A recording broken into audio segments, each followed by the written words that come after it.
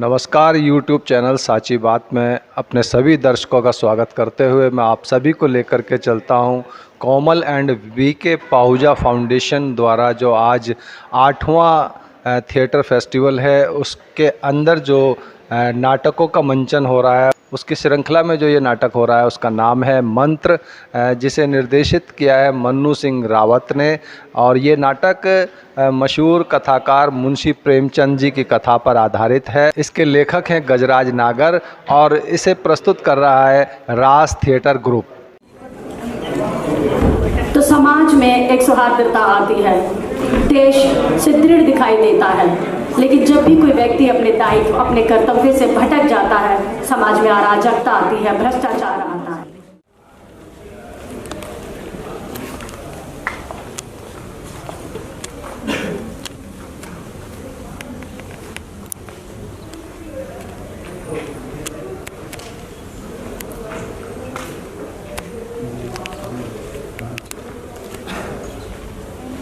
रास्ता रेडी है?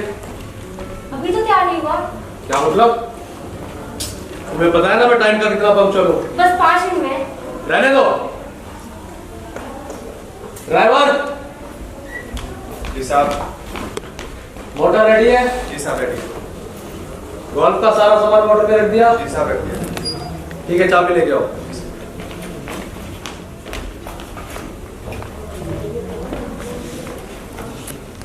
डॉक्टर साहब, ये इस वक्त कौन हो सकता है? लगता है कोई मरीज आया होगा। ये मरीज भी ना गमर्दी में उठाकर चले आते हैं। अब मरीज डॉक्टर के पास नहीं आएंगे तो और कहाँ जाएंगे? तुम्हें पता है ना, ये मेरा गोल्फ खेलने का टाइम है, ना कि किसी मरीज को देखने का।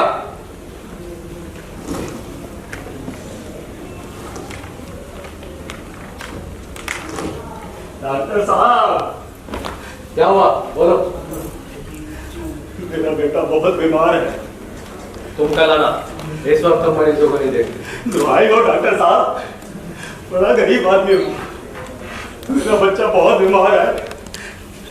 4 दिन से तो आंखें नहीं खोली, नहीं देखा तो मर जाएगा हुजूर।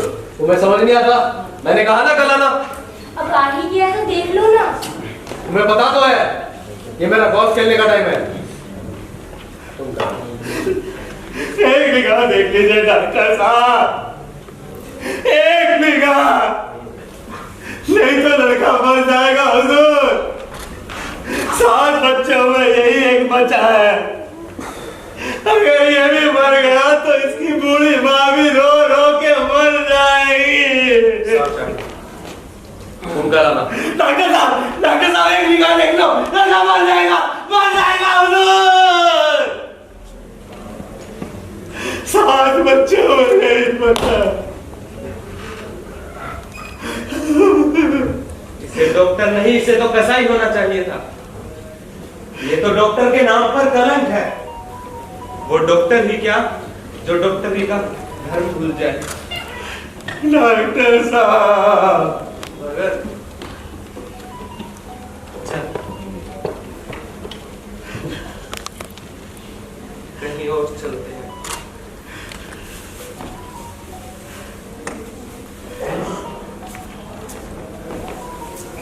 मोटर चली गई। बूढ़े भगत को जब तक मोटर दिखाई दी, वो खड़ा टकटकी लगाए उसे देखता रहा। उसे अब भी उम्मीद थी कि डॉक्टर चड्डा लौट आएंगे। दोनों जिधर से आए थे, बच्चे को लेकर निराश होकर उधर ही चले जाते हैं।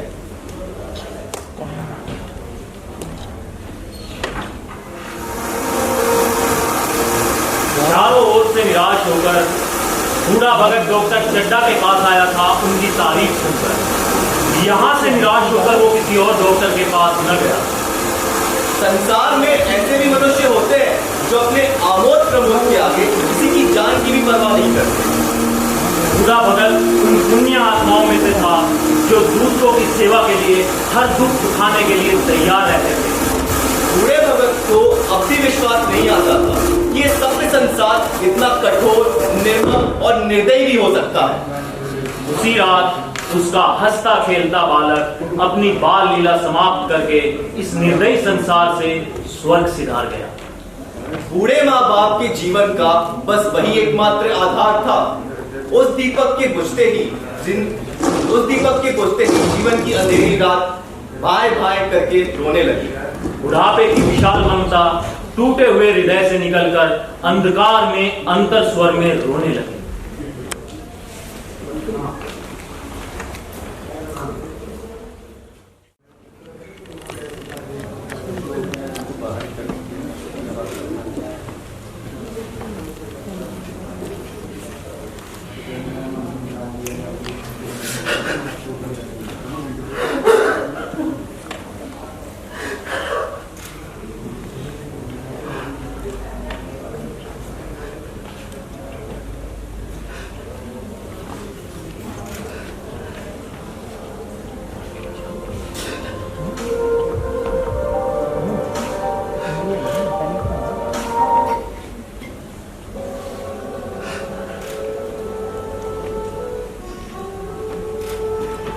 मुन्ने की अम्मा आ गया मेरा मुन्ना। मुन्ना आजा, आजा मुन्ना, माँ के पास आजा मुन्ना, आजा माँ की गोदी में आजा मुन्ना। मुन्ना आजा, खाना खाएगा मुन्ना, खाना खाएगा, दूध पिएगा मुन्ना, दूध पिएगा। आजा आजा, माँ के गले जैसे लग जा मुन्ना, माँ के गले जैसे लग जा मुन्ना। मुन्ना मुन्ना मुन्ना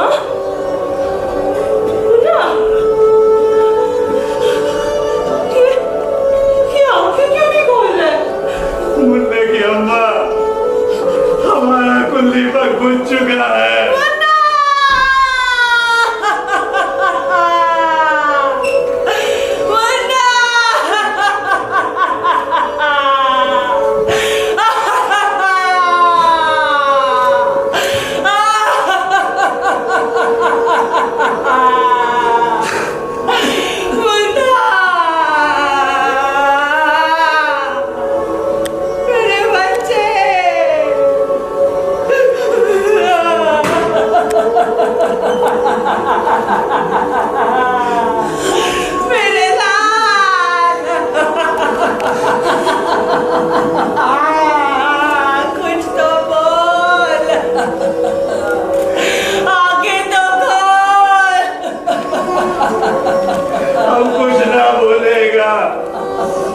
हमेशा के लिए बिछड़ गया हमसे।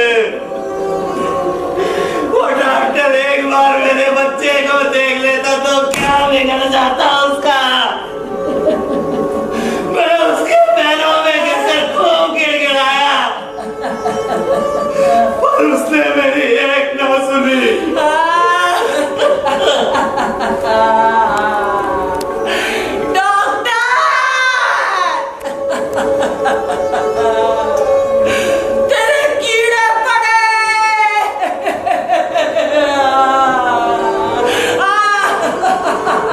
Ah!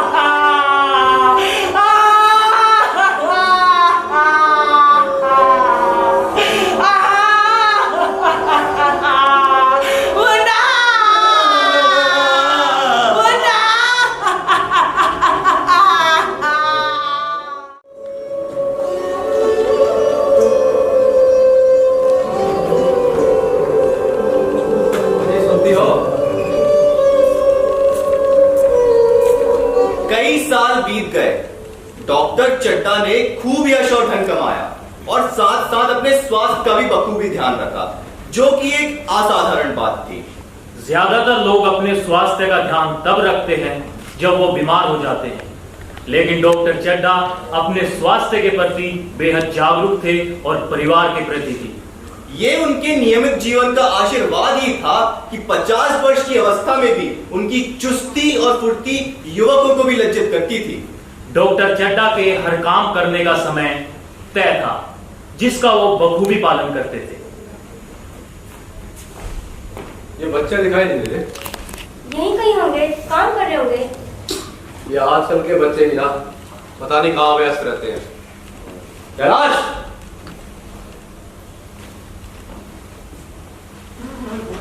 कैलाश,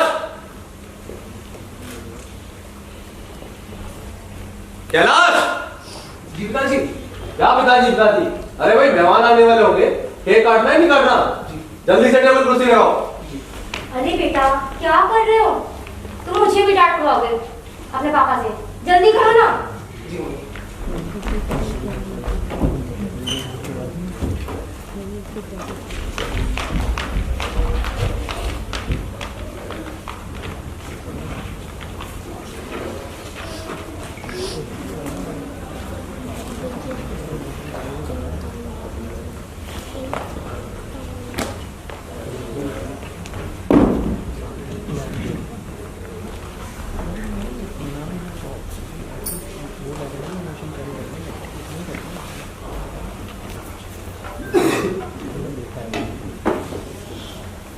मैं तो कहूँ हो गई तैयारी।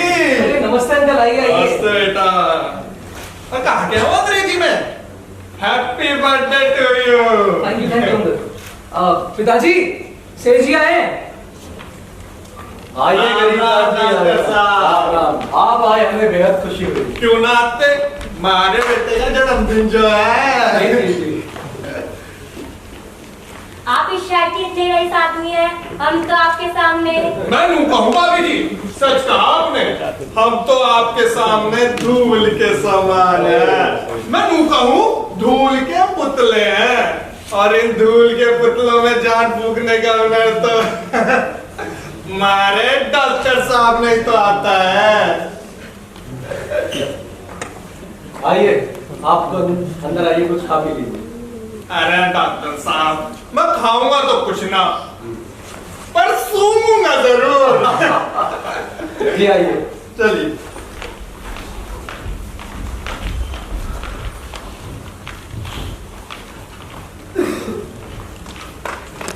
नीचे करके लगाना यार, नीचे। हाँ। अबे अबे नीचे कर, और नीचे कर। यहीं ना लगा दूं? कब आएगा? आएगा, मिलेगा नहीं। थोड़ी देर में आ जाएगा। आ ही जाए, बस हर बार नहीं होता कि सही तो लगा है, ऐसी क्या? हाँ ठीक है। आ गया केक, आ गया। जब जब मैं बोलता हूँ यार जाओ, ये देखो। पीछे मैं गाड़ी गिराएगा इसमें। तेरे बाप ने भी देखा है ऐसा केक? उससे बड़ा केक आता है मेरे बर्थडे पे। पिट्टू से केक आया था। यार मैं तो कहता हूँ साइड से थोड़ा सा खा लेते। ओए नहीं। अबे खाएंगे तो खत्म नहीं हो जाएगा। सूंघते हैं, चलो सूंघो। क्या हो रहा भाई? कुछ नहीं, तैयारी कर रहे हैं। सूंघ रहे थे। बढ़िया। कैलाश, हाँ जी। तुम्हारे सांप का है, मुझे भी दिखाओ ना प्लीज। अरे कोई समय थोड़ी ना सामने दिखाने का, कल दिखा दूंगा। अरे तुम्हें दिखाने ही पड़ेंगे, तुम रोज रोज कर पर डाल देते हो। आज मैं नहीं मानने वाली हूँ बिल्कुल। अब तो तुम दिखाने ही पड़ेंगे। मृणालिनी जिद मत करो, मान भी जाओ, कल दिखा दूंगा। मैं नहीं मानने वाली हूँ आज। बिल्कुल नहीं मानता ले लो मजे। दिखाओ ना प्लीज। मृणालिनी और कैलाश दोनों सहपाठी थे और एक दूसरे के प्रेम में डूबे हुए। कैलाश को सांपों के पालने, खिलाने और नचाने का शौक था। थोड़े दिन हुए उसने विद्यालय में सांपों पर भाषण दिया था। प्राणी शास्त्र के बड़े बड़े पंडित भी ये भाषण सुनकर दंग रह गए थे। ये विद्या उसने एक बड़े सपेरे से सीखी थी। सांपों की जड़ी बूटियां जमा करने का उसे शौक था, जिस पर वो हजारों रुपए खर्च कर चुका था। कल जरूर दिखाऊंगा, इस समय अच्छी तरह दिखा भी तो नहीं सकता ना। दिखा भी दे, इतने नखरे क्यों कर रहा है? दिखा दे यार, जरा सी बात के लिए टाल मटोल किए जा रहा है। बिल्कुल मत मानो मृणालिनी, देखता है कैसे नहीं दिखाता। बेचारी मृणालिनी इतनी भोली और सीधी है, तभी तो नहीं दिखा रहा। इसकी जगह पे और होती ना, नाराज हो जाती। नाराज? अजय बोलना छोड़ देती। वैसे तो कहता फिरता मृणालिनी के लिए जान भी हाजिर है। एक सांप तो दिखा सकता नहीं है, ये जान देगा। तुम सब मेरी वकालत मत करो, मैं अपनी वकालत खुद कर लूंगी। और वैसे भी इस वक्त मुझे सांपों का तमाशा नहीं देखना है। चलो छुट्टी। देखना तो तुम चाहती हो, पर कोई दिखाएगी तो सही। ये काटने की तैयारी करो। जी जी, आइए। राज, गाना गाइए।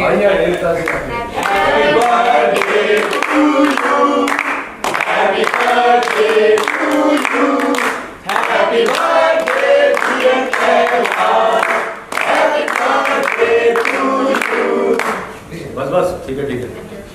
इन बच्चों का तो चलता ही रहेगा। आप अंदर आइए, दूसरे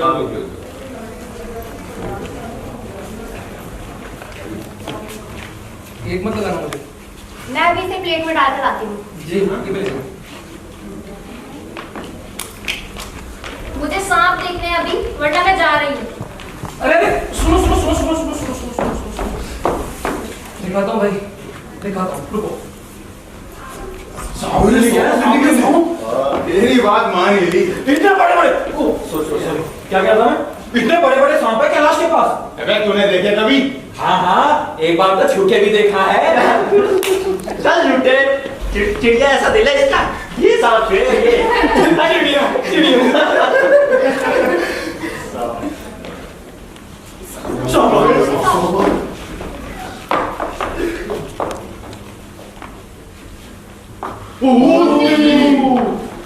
ये तो सबसे हल्का और कम जहरीला सांप है। ये क्या कर रहे हो कैलाश? गले में क्यों डाल रहे हो? दिमाग खराब है क्या तुम्हारा? ये डस लेगा तुम्हें। घबराओ मृणालिनी, ये कुछ नहीं करेगा। ये मेरा प्यारा दोस्त है। सांप और दोस्त? हाँ और क्या। अच्छा एक और दिखाता हूँ उनको।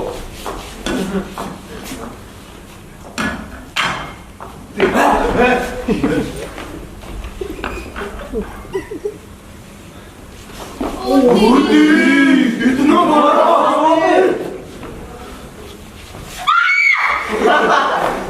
मृणालिनी तुम बेकार में डरे, उसके दांत टूटे होंगे। हाँ हाँ, टूटे होंगे इसके दांत। हाँ, दांत तोड़ डालना मदारियों का काम है। इसके दांत नहीं तोड़े गए हैं। तो दिखा दो। हाँ दिखा, हम कौन सा डरते हैं, दिखा। दूर से दिखा दो, मैंने बेकार में तुम्हें सांप दिखाने को कहा।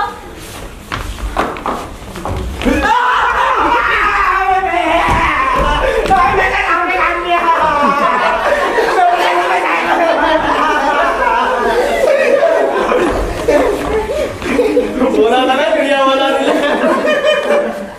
मेरे पास सुनो, मेरे पास इससे बड़ा और ज्यादा जहरीला सांप भी तो दिखाऊं।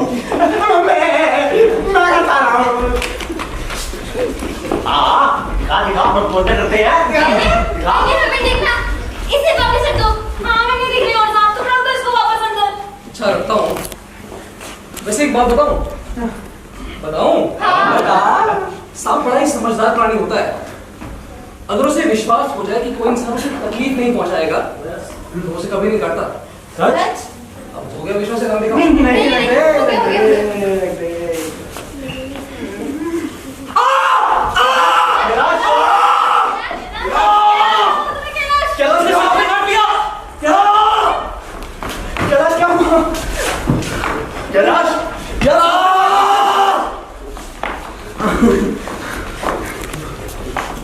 कैलाश विरोधियों की शंका का समाधान करके ही दम लेना चाहता था, इसलिए उसने ऐसा किया भी।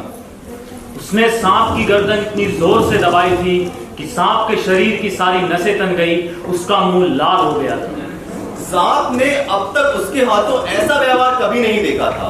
सांप को भ्रम हुआ कि ये मुझे मार डालना चाहता है, और अपनी जान हर प्राणी को प्यारी होती है। कैलाश कैलाश आगे तो कुछ तो बोल। चलो चलो कैलाश कैलाश कैलाश बेटा कैलाश कैलाश कैलाश कैलाश क्या हो मुझे सांप ने काट लिया। कितनी बार समझाया इन सांपों का पीछा छोड़ दे, पर इसने मेरी एक ना मानी। अंकल कुछ करिए ना प्लीज।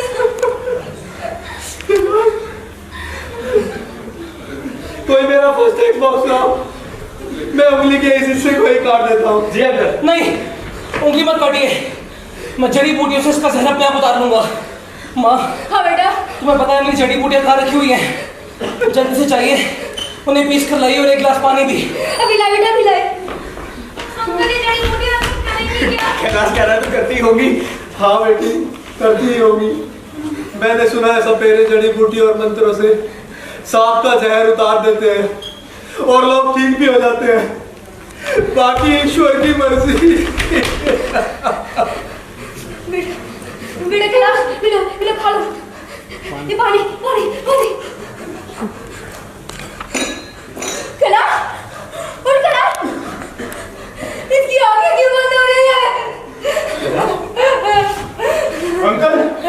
अंकल इसका शरीर भी नीला पड़ने लगा है। कैलाश की दशा हर पल बिगड़ती जा रही थी। उसकी आंखें पथरा गईं और हाथ पैर ठंडे हो गए थे। मुख की कांति मलिन पड़ गई और नाड़ी की गति धीरे धीरे गायब हो चली। मौत जैसे सामने खड़ी थी। घर में कोहराम मच गया। मृणालिनी का भी रो रो कर बुरा हाल था। श्रीमती चड्डा तो सिर पीटने लगी। डॉक्टर का तो जैसे गुलशन ही उजड़ गया था। मेरी मुट्ठी पर भी पत्थर पड़ गए थे जो इसकी बातों में आ गया। उंगली के इस हिस्से पे कट लगा देता तो खून के साथ साथ जहर भी बाहर निकल जाता। मैं तो शायद इसकी हालत न होती। मैं तू कहूँ कोई झाड़ फूक वाला है क्या? हाँ अंकल, अगर वो सांप पर जहर झाड़ने वाले मिले तो इसकी जान अभी बच सकती है। हाँ अंकल, मैंने तो सुना है जड़ी बूटियों और मंत्रों से सांप का जहर उतारने वाले ऐसे लोग भी हैं जो कब्रों में पड़ी लाशों को भी जिंदा कर देते हैं। बेटा, मैं तो ऐसे किसी इंसान को नहीं जानता। हाँ अंकल, मैं एक जड़ी बूटी वाले बाबा को जानता हूँ, यही पासी में रहते हैं। जल्दी लेकर हम लेकर। कितनी बार समझाया सांप मत पाल, पर इसने मेरी एक न मानी। कोई मेरी सारी धन दौलत ले लो पर मेरे बेटे की जान बचा दो। कैलाश, उठ कैलाश, ईश्वर के लिए किसी को बुलाइए। आंटी वो गया बुलाने। बस एक बार ही ठीक हो जाए, मेरे से कभी सामने बोलने दूंगी। आंटी सांपों से तो आपको कैसे दूर ही रखना। आइए बाबा, आइए बाबा।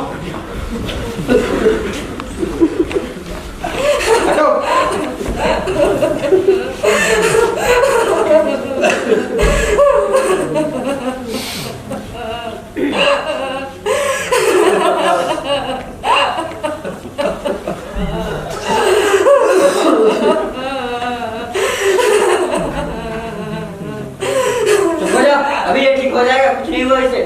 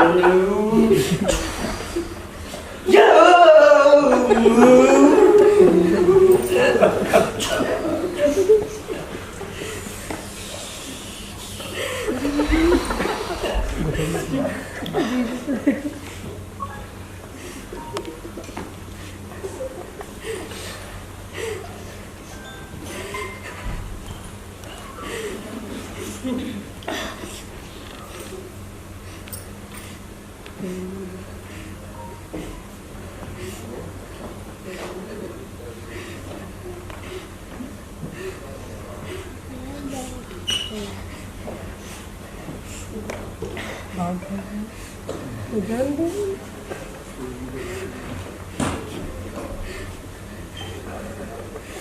बाबा बाबा मर गया ये।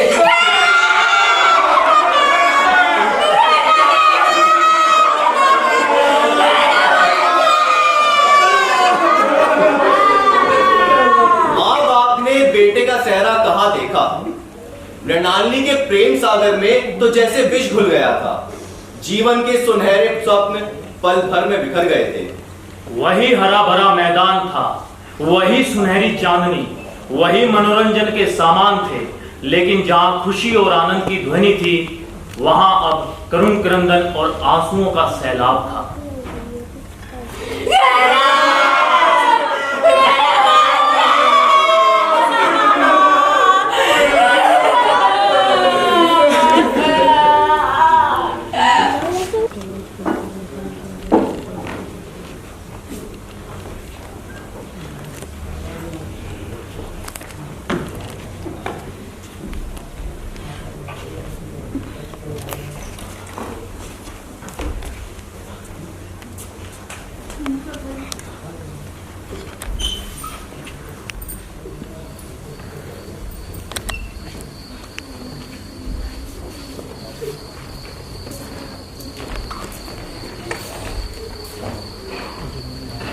कई साल बीत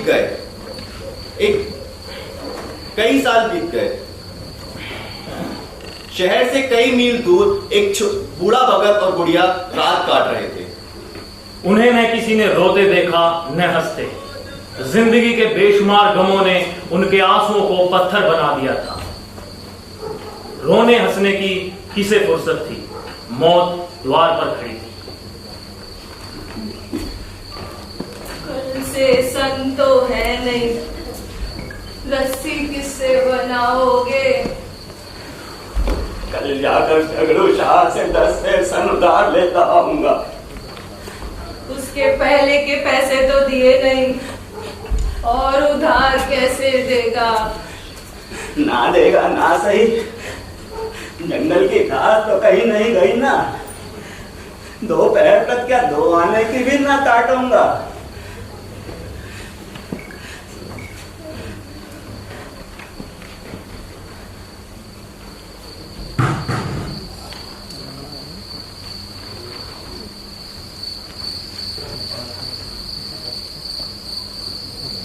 भगत भगत, इतनी रात गए कौन हो सकता है। अरे भगत, मैं हूं घीसू। तू सुना, वो डॉक्टर चड्डा बाबू के लड़के को सांप ने काट लिया। कौन चड्डा बाबू? वो जो छावनी वाले बंगले में रहते हैं? हाँ हाँ वही। चाहते हो तो जाओ, आदमी बन जाओगे। और तुम तो सांप का जहर उतारना खूब जानते हो भगत। सुना है मुंह मांगी रकम देगा। मैं नहीं जाता, मेरी बता जाए। याद है ना, मुन्ने को लेकर गया था उनके पास, खेलने जा रहे थे। मैं पैरों में गिरकर खूब गिड़गिड़ाया, पर मेरी एक ना सुनी। अब जान पड़ेगा कि बेटे का गम कैसा होता है। सुना है कई लड़के हैं? नहीं, यही तो एक लड़का था। सुना है सबने जवाब दे दिया। तो ना जाओगे? ना, हमने जो सुना था सो कह दिया। अब मर्जी तुम्हारी। अच्छा किया, अच्छा किया। कलेजा ठंडा हो गया, आंखें ठंडी हो गई। अब तक तो लड़का भी ठंडा हो गया होगा। अब तुम जाओ।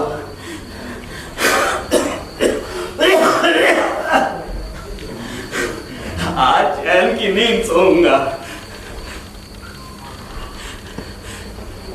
अब मालूम पड़ेगा डॉक्टर चड्डा को, सारी डॉक्टरी निकल जाएगी। हमारा क्या बिगड़ा? लड़कों के मरने से कोई राज तो चला नहीं गया।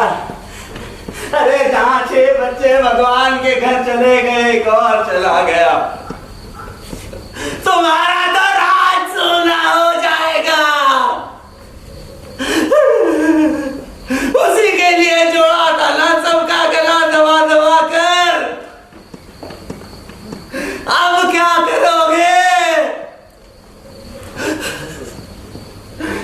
बार देखने जरूर जाऊंगा। इतनी रात को कहाँ जाते हो? दोपहर होती तो भी ना जाता, सवारी दरवाजे पर लेने आ जाती तो भी ना जाता। भूल नहीं गया हूं मैं अपने मुन्ने पन्ना की सूरत, आज भी आंखों में फिर रही है। उस निर्दयी डॉक्टर चड्डा ने एक निगाह देखा तक नहीं।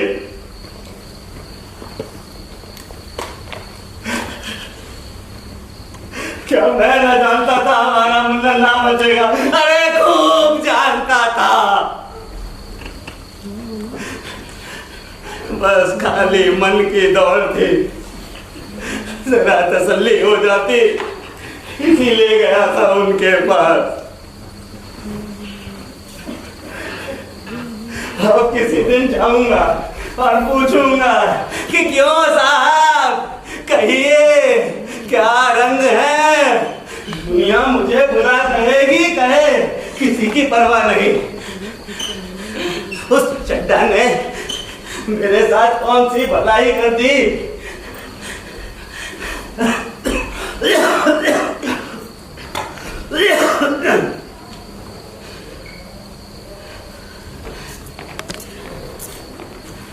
बूढ़े भगत के जीवन में ये पहला अवसर था कि ऐसा समाचार पाकर वो बैठा रह गया हो। 80 वर्ष में पहले ऐसा नहीं हुआ था कि सांप की खबर पाकर वो दौड़ा ना गया हो। माघ पूष की अंधेरी रात हो, चैत बैसाख की धूप और लू हो, सावन भादों की बारिश हो, उसने कभी किसी की परवाह नहीं की थी।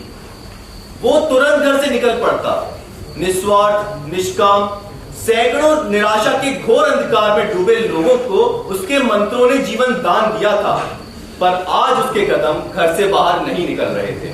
ये खबर उसके हृदय पर बोझ की भांति रखी हुई थी। उसका मन बेचैन था। हृदय में बैठा इंसानियत का देवता बार बार उसे झकझोर रहा था। जीवन का मूल्य कौन दे सकता है? किसी की जान बचाना तो एक पुण्य का काम था।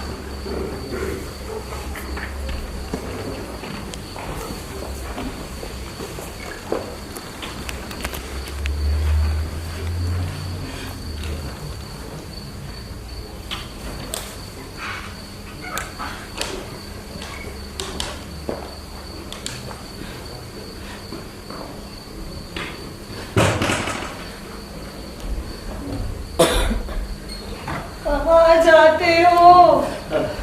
कहीं नहीं, देखता था रात कितनी है। अभी बहुत रात है, सो जाओ। नींद नहीं आती। नींद काहे को आवेगी? मन तो डॉक्टर चड्डा के घर पर लगा हुआ है। उस चड्डा ने मेरे साथ कौन सी नेकी कर दी जो उसके यहाँ हो आऊं? वो आके मेरे पैरों में गिर पड़े तो भी ना जाऊं।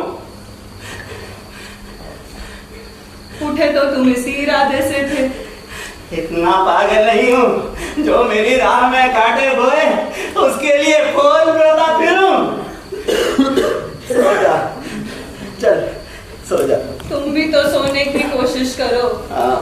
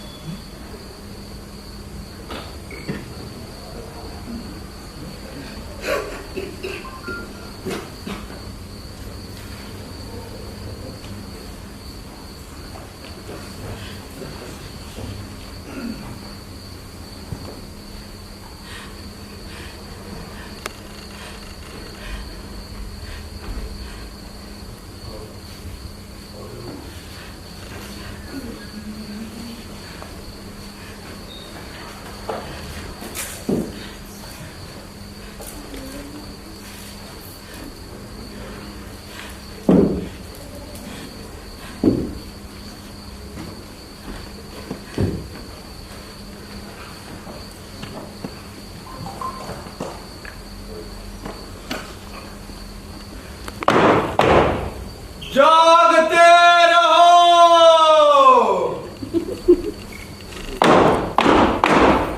जागते रहो।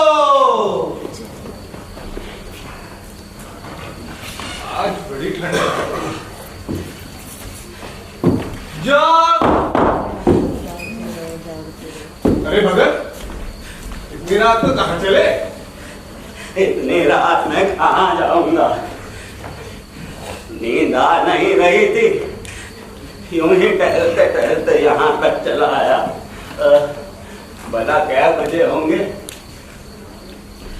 रात का 1 बजा होगा। और क्या?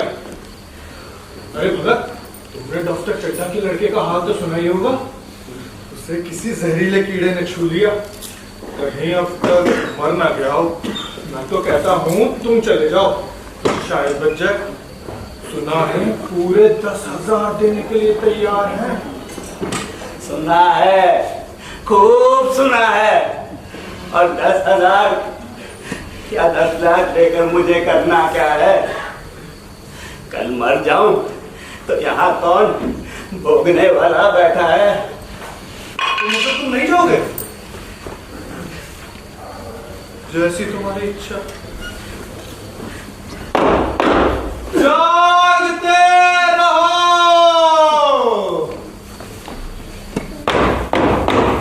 जागते रहो।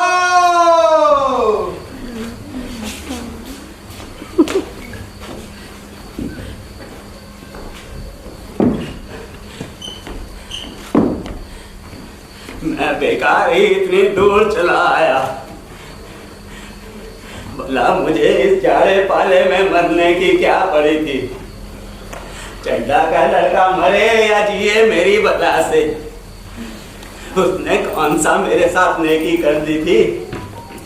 दुनिया में हजारों लोग रोज मरते हैं, हजारों जीते हैं, मुझे किसी के मरने या जीने से क्या मतलब? और भाई भीमा, बढ़िया हालचाल? बढ़िया। दीना, दीना, कुछ सुना तुमने? क्या हो गया? चड्ढा बाबू का लड़का मर गया। चड्ढा बाबू का तो घर ही उजड़ गया। तो लड़का था। अरे भैया, इतनी दौलत जोड़ी आप किस काम की? लोग इतनी दौलत जोड़ते क्यों हैं? वो भी दूसरों का खून चूस चूस कर। हवस, और क्या? कुछ लोगों की हवस की खोपड़ी बनती नहीं है, वरना जीवन जीने के लिए जरूरत ही कितनी दौलत की होती है। वैसे भी दौलत साथ लेके गया कौन है? काया और माया ना एक दिन यहीं छोड़कर जानी पड़ती है। लोग समझते क्यों नहीं? भगवान जाने।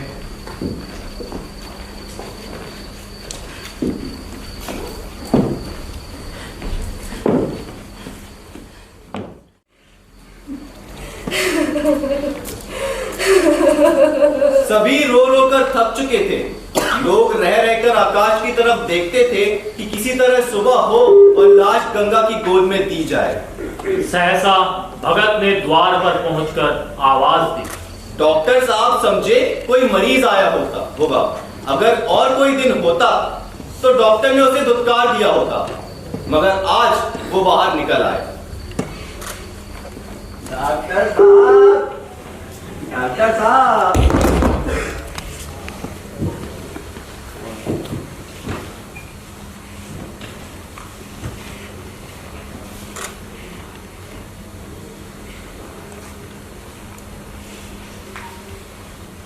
क्या कहूँ बाबा, आज तो हमारे ऊपर ऐसी मुसीबत आन पड़ी है कि कुछ कहते नहीं बनता।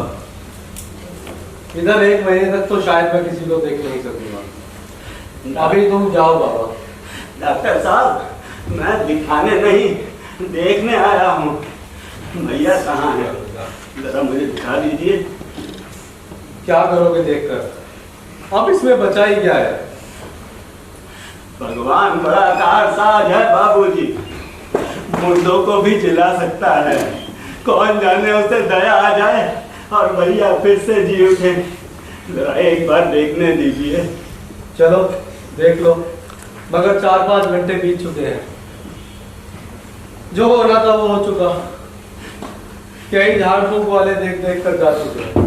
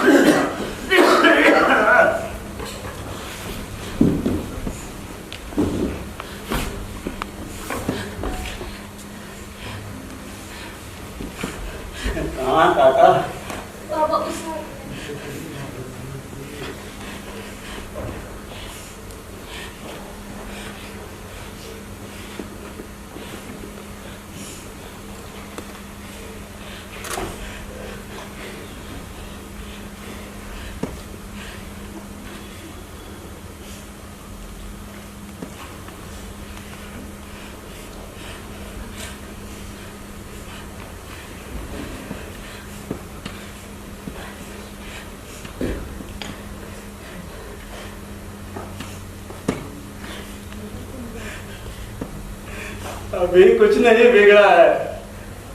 वो जगत नारायण चाहेंगे तो आधे घंटे में भैया उठ बैठेंगे। आप नाहक दिल छोटा ना करें। कारों से कहिए पानी भर लाए।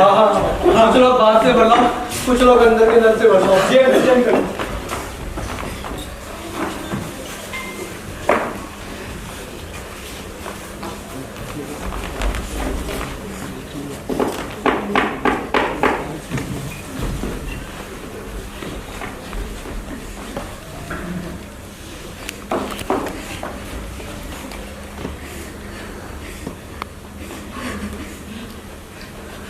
जल दो।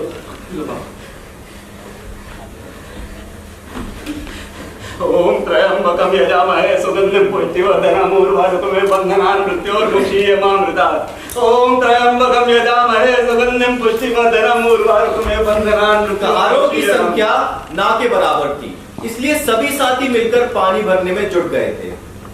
बूढ़ा भगत मुस्कुरा मुस्कुरा कर मंत्र पढ़ रहा था, मानो जैसे विजय उसके सामने खड़ी हो। ओम त्र्यंबकम यजामहे सुगंधिं पुष्टिवर्धनम् उर्वारुकमिव बन्धनान् मृत्योर्मुक्षीयमामृतात्।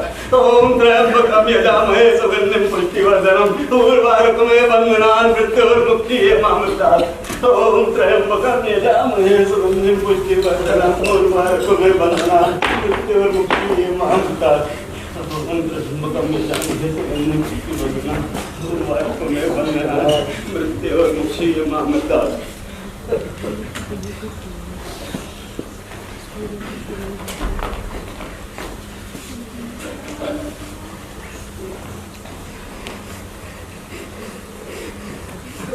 ओम त्र्यंबकम यजामहे सुगंधिं पुष्टिवर्धनम् उर्वारुकमिव बन्धनान् मृत्योर्मुक्षीयमामृतात्। ओम त्र्यंबकम यजामहे सुगंधिं पुष्टिवर्धनम् उर्वारुकमिव बन्धनान् मृत्योर्मुक्षीयमामृतात्।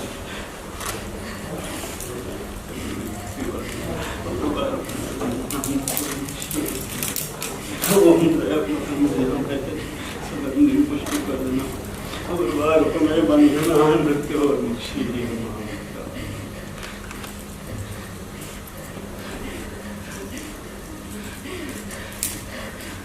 माँ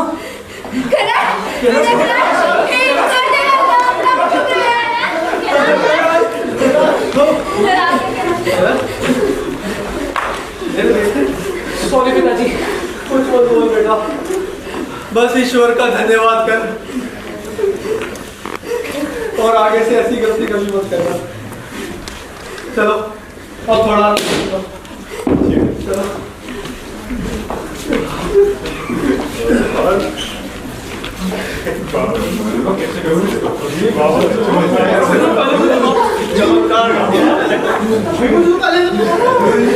मुझे पता ठीक हो जाएगा यार। भगत के लिए दुनिया में जो सबसे बड़ी अनमोल चीज थी तो वो थी इंसानियत।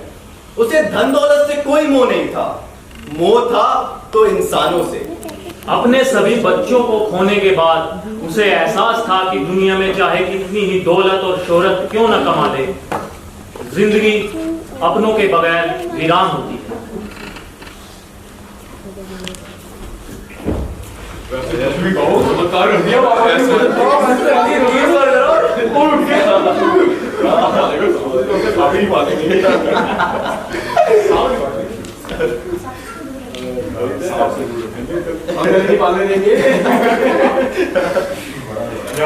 केक भी दिखाया बेटा, तुम मंत्र वाले बाबा को देखा? अंकल कैलाश पे ठीक होने के बाद तो शायद वो चले गए।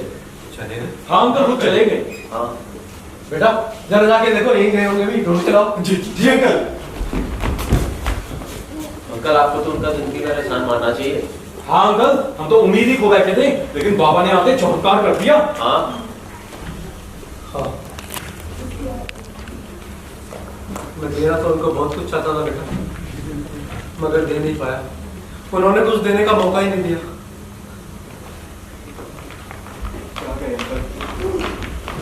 वो तो कहाँ है? हाँ मिले बेटा, नहीं अंकल, वो जा चुके हैं। जी अंकल, जी अंकल। कल आपको देना तो बहुत कुछ है। उन्होंने कुछ देने का मौका ही कहाँ दिया बेटा। अंकल, आपको तो उनको बहुत बड़ी रकम इनाम में देनी चाहिए थी। सही बात, सही बात। वो बाबा ठीक कौन? मैं भी वही सोच रहा हूँ। अंकल, क्या पता वो भगवान ही हो। हाँ बेटा, हमारे लिए तो भगवान बनकर ही आए। हमें तो सारी जिंदगी उनकी सेवा करनी चाहिए। हाँ, तुम्हें याद है आज से कई साल पहले एक आदमी अपने बीमार बच्चे को लेकर मेरे पास दिखाने आया था और मैं गोल्फ खेलने जा रहा था।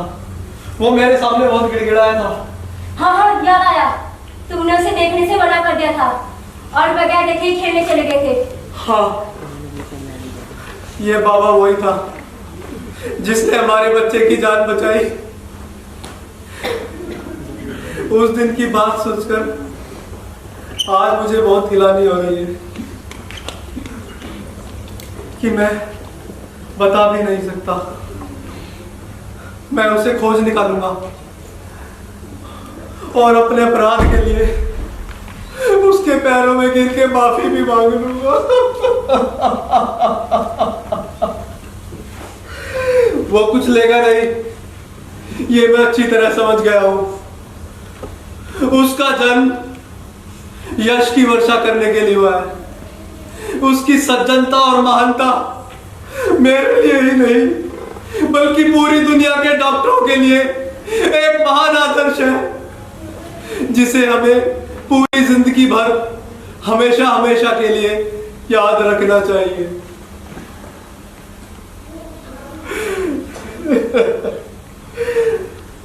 डॉक्टर का सबसे पहला और आखिरी धर्म मरीजों की सेवा करना ही है, उनकी जान बचाना ही है। हे ईश्वर, मैंने अपराध तो किया है, मुझे क्षमा करना ईश्वर, मुझे क्षमा करना।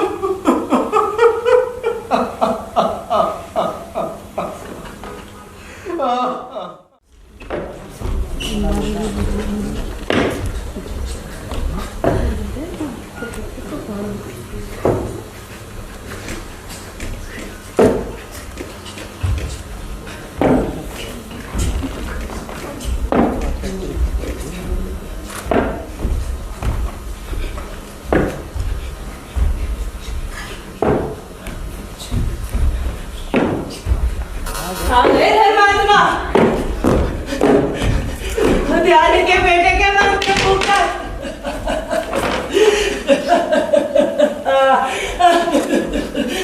अरे मिल गई कलेजे में ठंडा।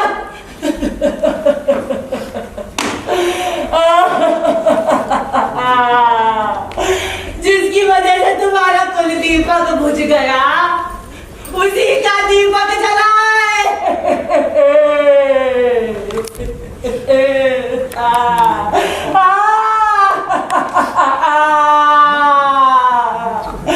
किसी जन्म में बेटे से सामना हो गया तो उसे क्या मुंह दिखाओगे?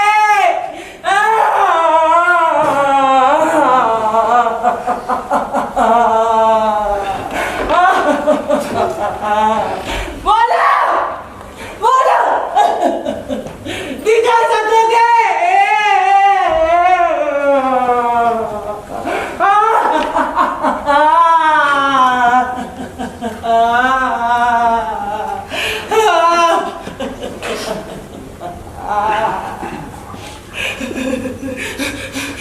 मेरा मुन्ना तुम्हें कभी माफ नहीं करेगा, कभी माफ नहीं करेगा। मुन्ना, मेरे बच्चे, मुझे माफ कर देना मुन्ना, मेरे बच्चे।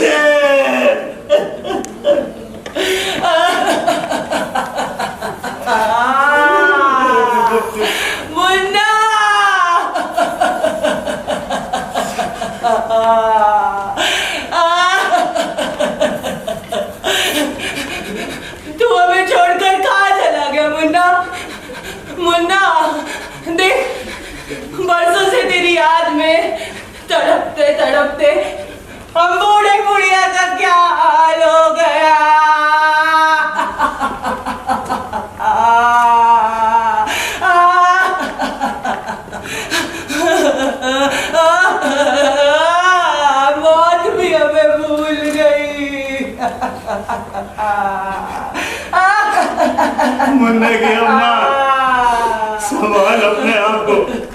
हमारा मुन्ना जहाँ कहीं भी होगा खुश होगा। खुश होगा? हाँ, सही कहा तुमने। खुश होगा। सही कह रहे हो तुम। खुश होगा। हाँ, खुश होगा। खुशी तो है। वो देखो, खुशी तो है। वो देखो कैसे खेल रहा है। मुन्ना हर वक्त खेलता रहता है, मानता ही नहीं है। देखो कैसे खेल रहा है। मुन्ना कितना शैतान है। मुन्ना आ जाओ, मुन्ना माँ के पास आ जाओ। मुन्ना वो देखो कैसे खेल रहा है, कितनी शैतानी कर रहा है, मानता ही है। मुन्ना आ जा मुन्ना, माँ के पास आ जा। खाना खाएगा? खाना खाएगा मुन्ना। मुन्ना आ जा माँ के कलेजे से लग जा। मुन्ना की अम्मा, आ जा, मान जा मुन्ना, आ जा मुन्ना, आ जा मेरा प्यारा मुन्ना, आ जा मेरे पास। खाना दूंगी तुझे। दूध पिएगा मुन्ना? मुन्ना आ जा मुन्ना, माँ के पास आ जा मेरे कलेजे से लग जा। मुन्ना कितना प्यारा लगता है देखो खेलते हुए। मुन्ना कितना प्यारा है मेरा बच्चा। मुन्ने की अम्मा, हमारा मुन्ना मर चुका है। मर गया मुन्ना।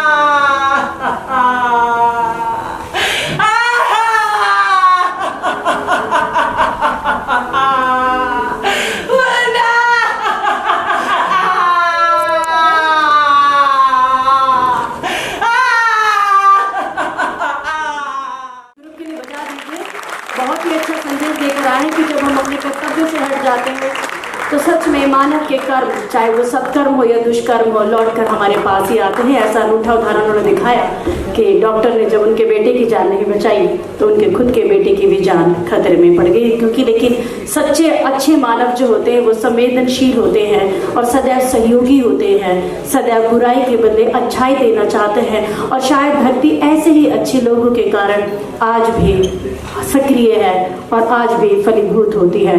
बहुत ही खूबसूरत प्रदर्शन उन्होंने किया है और मैं अब आमंत्रित करती हूँ एक बार फिर आदरणीय डॉक्टर मीनाक्षी पाहुजा सुप्रिया पाहुजा का कि अपनी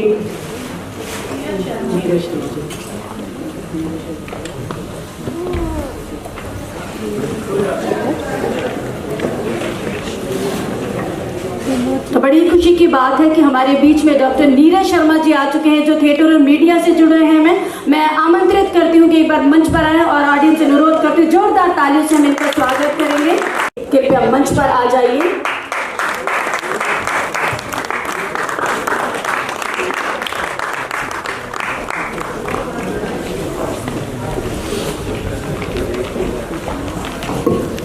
मंच से अनुरोध करती हूँ आदरणीय कौस्तुभ बख्शी साहब से कि कृपया मंच पर आएं और मंच को शोभायमान करें। मंत्रा के डायरेक्टर और उनकी टीम इस समय मंच पर है और मैं आमंत्रित करती हूँ गेस्ट ऑफ ऑनर से कि वो आए और मंत्रा के इस पूरी टीम को सम्मानित करें। मंत्रा के डायरेक्टर है मन्नू सिंह रावत। जोरदार तालियां मन्नू सिंह रावत जी के लिए। रात में जुड़ते हैं ये।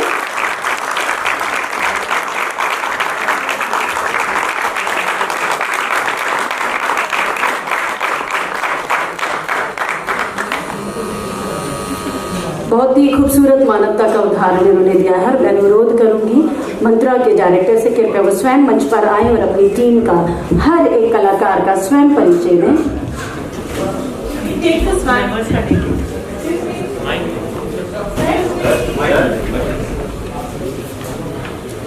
मनाकार को साकार करने वाला, मना स्वस्थता का आशावादी और उसे प्रमाणित करने वाला मानव वही है जिसमें मानवता है। तो एक से अधिक को एकत्रित करने में लगा श्रम ही व्यवहार है, ये साबित कर दिया एक गरीब बुजुर्ग ने। बहुत ही अच्छा उदाहरण प्रस्तुत किया समाज में। जी, परिचय के मोहताज ऑडियंस इंतजार कर रही है इस टीम का। Hello So first of all, I would like to call upon the head of Ras Theatre as well as the script writer of this particular Mantra show. So he is Gajraj Nagar sir.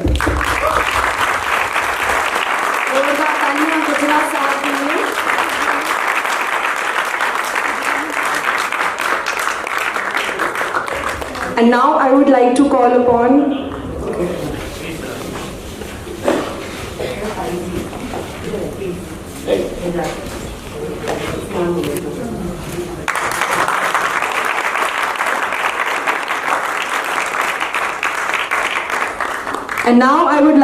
upon the production head, that is Rajan Sarji.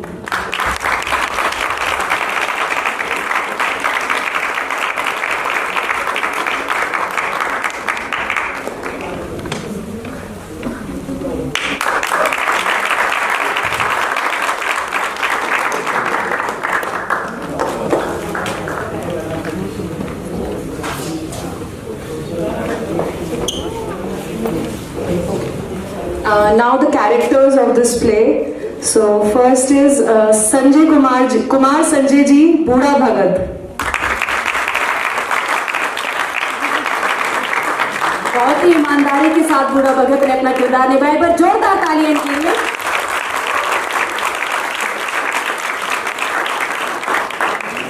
और अब मैं stage पर आमंत्रित करना चाहूंगी बुढ़िया को, जो है गौरी भारद्वाज, माई सेल्फ। बहुत सुंदर, आपकी करुणा से तो मानो मेरे सारे ऑडियंस से रो पड़े। बहुत सुंदर, जोरदार तालियां इनके लिए, कितना ईमानदारी से। और कैलाश की गर्लफ्रेंड मृणालिनी भावना सैनी।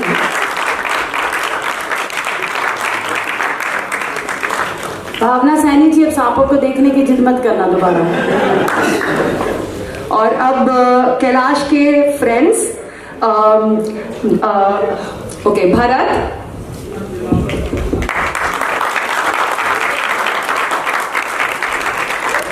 भरत को केक तो नहीं मिला, पर हाँ पारितोषिक जरूर मिल गया पाहुजा ग्रुप की ओर से। अनमोल जुनेजा,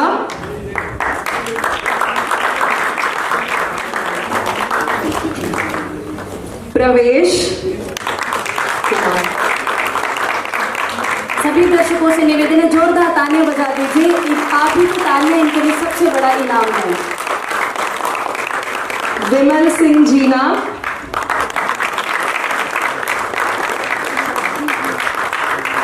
निधि,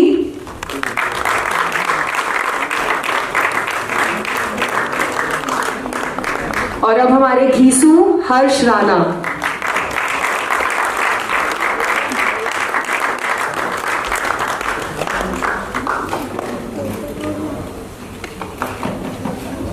मनसुख विवेक,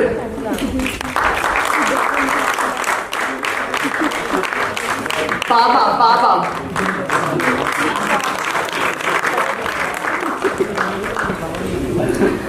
हमारे narrator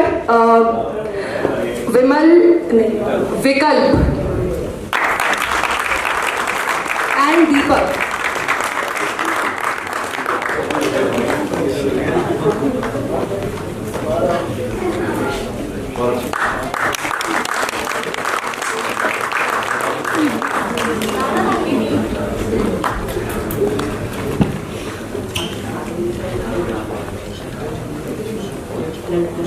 Dina and Bhima, Chirag and Rahul. Miraj, दर्शन करें, पर जोरदार ताली बजा दीजिए। मुझे मालूम है कि अभी आप सभी को 2 बज गए, मंच का समय भी है, भूख लगी होगी, लेकिन इनके उत्साह के लिए तालियां भी जो भोजन का ही काम करती हैं। बहुत सुंदर। और कभी भी किसी से इस प्रकार से अलगाव न रखें, क्योंकि समय बुरा होता है, व्यक्ति बुरा नहीं होता है। और कहते हैं कि वक्त मेरा बुरा जब टल जाएगा, आपका फैसला भी बदल जाएगा। वक्त मेरा बुरा जब टल जाएगा, आपका फैसला भी बदल जाएगा। जी, नाउ चौकीदार एंड गरीब दास जी, निशान।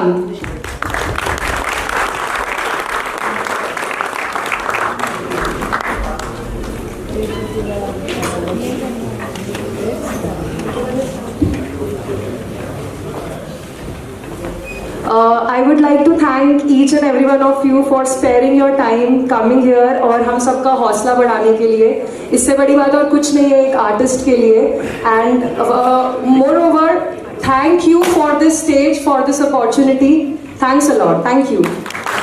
मैं अनुरोध करूंगी धीरेन्द्र वर्मा साहब से कि कृपया करके मंच पर आएं। आदरणीय धीरेन्द्र वर्मा जी कृपया करके मंच पर आएं। देखिए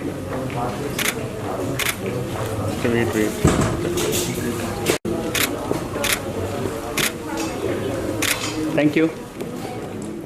तो आप देख रहे थे मुंशी प्रेमचंद जी की कहानी पर आधारित ये नाटक मंत्र, जिसे प्रस्तुत किया था राज थिएटर ग्रुप ने। और इस कहानी के लेखक थे गजराज नागर जी और डायरेक्टर थे मन्नू सिंह रावत जी। ये कहानी थी एक ऐसे व्यक्ति की ये कहानी थी एक ऐसे व्यक्ति की जिसका बच्चा बीमार होता है और वो उसको बीमारी को लेकर के एक डॉक्टर के पास पहुंचता है, लेकिन डॉक्टर बहुत बिजी होने के कारण, बहुत बड़ा व्यक्ति होने के कारण उस बच्चे के लिए ध्यान नहीं देता है और उसका इलाज नहीं करता है और अपने काम में मशरूफ़ हो जाता है, खेलने के लिए चला जाता है और उसका बच्चा मर जाता है। और किस्मत का लेखा देखिए कि कई साल बाद डॉक्टर के बच्चे को सांप काट लेता है, जिसे बचाने का मंत्र केवल उसी व्यक्ति के पास होता है जिस व्यक्ति के लिए उसने समय नहीं दिया था। और वो व्यक्ति जानते हुए भी कि इस व्यक्ति की वजह से मेरे बेटे की मौत हुई थी, उसके बावजूद भी उसके बेटे को बचाने के लिए जाता है। तो ये मानवता का उदाहरण देती हुई ये कहानी थी। तो आइए मैं मिलवाता हूँ आपको इस प्ले के डायरेक्टर मन्नू सिंह रावत जी से। मन्नू जी आओ। ओके, हमारे साथ जुड़ चुके हैं प्ले के डायरेक्टर मन्नू सिंह रावत जी। सर बहुत नमस्कार, बहुत धन्यवाद आपको कि आप हमारे साथ जुड़े हैं। नमस्कार जी, और धन्यवाद आपका। आप जैसे लोगों की वजह से ही नाटक आज भी होते हैं और लोग देखने आते हैं, पसंद करते हैं। आप करने वाले तो देखने वाले भी बिल्कुल होंगे। बताइए प्ले के बारे में थोड़ा बहुत। वैसे तो मैंने बताया, फिर भी हमारे दर्शकों को बताइए कुछ। जी, ये प्ले मुंशी प्रेमचंद का लिखा हुआ है, बहुत पुराना प्ले है और आज भी ये उतना ही ताज़ा है, क्योंकि आज भी लोग स्वार्थी होके कुछ चीज़ें कर जाते हैं और ये यही दिखाया है कि आप निस्वार्थ भाव से लोगों की सेवा करो। ये इंसानियत की जीत दिखाई है इसमें। जी thank you sir, thank you. अपने टीम के खास कैरेक्टर से तो थोड़ा सा करवा दीजिए। जी रूप सिंह गुसाई, मन्नू सिंह रावत। आप कहाँ से? अरे गुड गुड गुड। इस प्ले की मुख्य भूमिका में जो थे, जो मंत्र जानते थे, जिन्होंने उसी व्यक्ति, उस डॉक्टर के बेटे को जीवित किया जिसने उनके बेटे को मौत के द्वार पर पहुंचाया था। तो आइए मिलते हैं उन्हीं कैरेक्टर से। नमस्कार, बहुत स्वागत है साची बात। नमस्कार सर। अपने प्ले के बारे में, अपने कैरेक्टर के बारे में बताइए। कैरेक्टर मैंने मुंशी प्रेमचंद की कहानी में बूढ़ा भगत का कैरेक्टर प्ले किया था, जो कि एक डॉक्टर के पास जाता है अपने बच्चे की जान बचाने, लेकिन वो डॉक्टर उसकी परवाह नहीं करता और एक टाइम ऐसी बन के आती है कि वो डॉक्टर का बच्चा बीमार हो जाता है, जिसको उस बूढ़े भगत के अलावा और कोई नहीं बचा सकता था। और वो बूढ़ा भगत अपने घर से रात को चल के जाता है, उसके बेटे की जान बचा के आता है। ये बड़ा इंटेंस कैरेक्टर था, बड़ा बहुत क्या कहूँ, बहुत डेप्थ है इसमें character. Thank you. I think इस कैरेक्टर के थ्रू मैंने दिल से एक माँ की जो फीलिंग्स होती है वो जानी, और ये शायद मुझे इसने उस लेवल तक भावुक कर दिया कि मैं माँ ना होने के बाद भी वो पूरा कैरेक्टर दिल तक फील कर पाई और उसको निभा पाई। और शायद सबसे बड़ा जो रिलेशनशिप होता है वो एक माँ और बच्चे का ही होता है, and that is like above of everything it's eternal. Thank you. Thank you, बहुत शुभकामनाएं, बहुत बधाई भविष्य के लिए। Thank you sir. हाँ सर, नमस्कार। नमस्कार सर, बताइए अपने बारे में, प्ले के बारे में। ये काफ़ी अच्छा प्ले रहा जो कि हमारे राज थिएटर ग्रुप ने किया। और ये जो प्ले है एक जीवन की आमतौर पर जो दिनचर्या घटित होती है उसको लेके प्ले था। कैसे एक मतलब डॉक्टर के पास मरीज़ आता है और डॉक्टर उसको कई बार नहीं देखता किसी कारणों से, तो उसी मतलब जीवन के लाइफस्टाइल के ऊपर है कि कैसे जीवन में चीज़ें घटित होती हैं, समय कैसे आता है, फिर एक समय कैसे करवट लेता है। तो इस प्ले के माध्यम से हम ये सभी बातों पर प्रकाश डाल पाए हैं और अच्छे से ऑडियंस को कन्वे कर पाए हैं। Thank you sir, thank you sir. अपना परिचय देते हुए। मेरा नाम दीपक मलिक है। मैंने इसमें नरेटर का रोल किया था। नरेटर इसका एक मुख्य भाग है जिसने पूरी स्टोरी को बांध के रखा है। हाँ, क्योंकि इसमें ये था कि स्टोरी पहले डॉक्टर की दिखाई गई है, फिर बूढ़े भगत की, जो दोनों का लाइफ स्टाइल है वो बिल्कुल अलग है। एक मजबूर पिता है और एक डॉक्टर थोड़ा घमंडी है। तो उसके बारे में जो नरेटर था उसने एक्सप्लेन किया है, वो सारी चीज़ें हमने दिखाई हैं। तो वो हमने जितना हो सका वो एक्सप्लेन किया। बहुत पुराना प्ले था, बहुत ही अच्छे से उसको एक्सप्लेन किया है और दर्शकों को जितना पसंद आया, हर बार की तरह हम इसको अब नोएडा में भी करने जा रहे हैं। बहुत शुभकामनाएं आपको। Thank you sir. हमारे साथ इस प्ले के प्रोडक्शन इंचार्ज मिस्टर राजन जुड़ चुके हैं। सर बहुत स्वागत है साची बात। थैंक यू साची बात के लिए। हमारे को आपकी बहुत सारी शुभकामनाएं हैं। भगवान करे आपका चैनल बहुत तरक्की पर जाए, बहुत ही थैंक यू सर, काम करें आगे जाके। और यहाँ पर आकर आपने ये जो रिकॉर्डिंग कर रहे हैं, इससे पहले भी आप सब नाटकों की करते हैं। Good, very good. अच्छा लगा आपको देख के। आपके कैमरामैन साहब को बहुत बहुत बधाई हो। और बताइए सर, कैसा लगा नाटक आपको? बहुत बढ़िया सर, नाटक तो बहुत बढ़िया था। अच्छा, रो भी पड़ोगे, आंसू गिरा के। क्या बात है, क्या बात है। हमारे एक्टर ने कैसे परफॉर्म किया है? बहुत शानदार परफॉर्मेंस थी। सभी दर्शक जो है उसको बड़े अच्छे से देख रहे थे और कईयों की आंखों से आंसू भी निकल आए थे। नहीं, बहुत ही मार्मिक प्ले है। प्रेमचंद जी की लिखी जो स्टोरी को हमारे राइटर साहब हैं मिस्टर नागर साहब, उन्होंने बहुत अच्छी ड्रामाटाइज किया उसको। और आगे हमारी कोशिश रहेगी, हो सकता है कुछ और इसमें इम्प्रूवमेंट करेंगे। अपनी तरफ से बेहतरी की कोशिश है और अच्छा हो। हमारा नेक्स्ट फेस्टिवल है 28 तारीख को, आप अगर आएँ तो नोएडा में। नहीं, इसी 28 को है, फिर 29 को यही वाला शो हमारी नेक्स्ट प्रोडक्शन नोएडा में है। तो अगर आप वहाँ पर आ सके तो अच्छा लगेगा हम लोगों को। हाँ, चलो, और आप सबको बहुत बहुत शुभकामनाएं। Thank you sir. Thank you very. नागर साहब कहाँ गए? तो आइए अब मैं आपको मिलवाता हूँ इस प्ले के जो लेखक थे गजराज नागर जी, जो कि मशहूर निर्देशक भी हैं थिएटर की दुनिया के। सर नमस्कार। साची बात के लिए नमस्कार। सर प्ले के बारे में बताइए कुछ, किस तरह से हाँ। एक्चुअली में मैंने जो मुंशी, ये बेसिकली ना मुंशी प्रेमचंद की कहानी पर आधारित है, जो कि बहुत बड़े कथाकार हैं भारत के, जैसा कि आप जानते ही हो। तो जो सबसे बड़ा ख्याल मेरे मन में था इस मंत्र को लेकर, हालांकि मैं पहले बहुत सारे शोज कर चुका हूँ और इसके अवार्ड भी बहुत सारे मिल चुके हैं, तो मेरा मकसद यही था कि जो एक बूढ़ा भगत कैरेक्टर है वो निस्वार्थ भाव से सेवा करता है। तो फिर मैं ये कहता हूँ पूरी दुनिया में, भारत में नहीं पूरी दुनिया में जो हमारे डॉक्टर्स हैं वो निस्वार्थ भाव से काम क्यों नहीं कर सकते। हालांकि देखिए, धन कमाना बहुत इंपॉर्टेंट है जीवन में, और कमाना भी चाहिए, बुरी बात नहीं, क्योंकि आपको सर्वाइव करना, परिवार चलाना, संसार चलाना, धन चाहिए। बट एक सीमाएँ होती है ना हर चीज़ की। आप पैसों को इतना महत्व मत दीजिए कि जो मरीज है वही चला जाए दुनिया से, अपनी जिम्मेदारियों से पीछे भाग जाए। हाँ, जो मेरा जो संदेश देना चाहता हूँ डॉक्टर वर्ड को, पूरे हॉस्पिटल्स वर्ड को, या उससे जुड़ा जो भी स्टाफ है, भैया पैसा कमाइए, कोई दिक्कत नहीं है, लेकिन जो अपना प्रोफेशन है, जो आपका पेशा है, उसके साथ बहुत ईमानदार रहिए, क्योंकि कोई भी मरीज ना आपको ये सोच के आता है ये डॉक्टर भगवान है और मुझे सही कर देगा।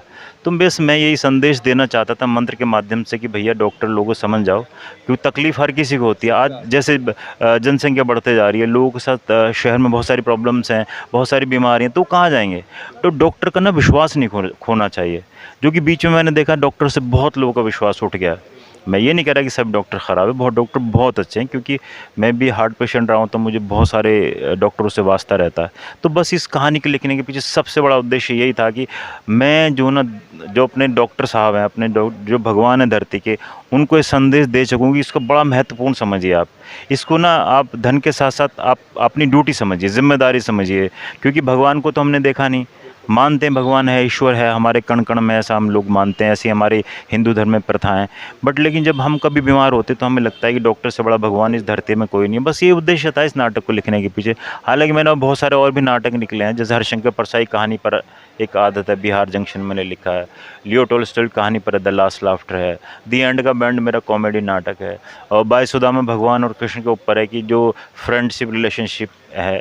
तो ऐसे बहुत सारी चीज़ें मैं क्लास ट्रेनिंग के साथ निर्देशन, अभिनय, लेखन, ये तमाम चीज़ें पिछले 35 साल से करता आ रहा हूँ। तो बस यही उद्देश्य था। और सबसे बड़ी बात है कि ये हमने जो कोमल पाहुजा फेस्टिवल में किया, ये बहुत बड़ा प्लेटफॉर्म है अपने आप में, जो सुप्रिया मैडम है और उनकी जो सिस्टर हैं मीनाक्षी मैडम, बहुत बड़ा काम कर रही हैं। मतलब मैं बड़ा एडमायर होता हूँ उनसे कि रंगमंच के लिए इतने सारे ग्रुप्स को उन्होंने जोड़ा है, पूरे नेशनल लेवल से, इंटरनेशनल लेवल से, ये बहुत बड़ी बात है। तो मैं उनको भी आभार व्यक्त करना चाहता हूँ चाहता हूँ, क्योंकि उन्होंने एक प्लेटफॉर्म दिया और इस तरह की चीज़ें करी। थिएटर के बहुत सारे लोगों को उन्होंने जोड़ा अपने साथ, ये बड़ी बात है। तो यही मेरा था मंत्र के पीछे उद्देश्य। हाँ, खाली मनोरंजन ही नहीं था, एक मैसेज भी देना चाहता था। अब वो हम लोग कितने इसको मैसेज दे पाएँ ये आप लोगों ने देखा होगा या आपने महसूस किया होगा, बस वही तमाम चीज़ें सर, और तो कुछ धन्यवाद। Thank you so much sir, thank you, आप हमारे साथ जुड़े। बहुत ही अच्छी सोच, बहुत ही बड़े विचारों के साथ ये एक बहुत बड़ा मैसेज इस दुनिया के लिए है। और इसी के साथ मैं कैमरामैन व्यास कुशवाहा के साथ रूप सिंह गुसाई साहब, धन्यवाद। Thank you so much sir. जिंदाबाद सर, थैंक यू।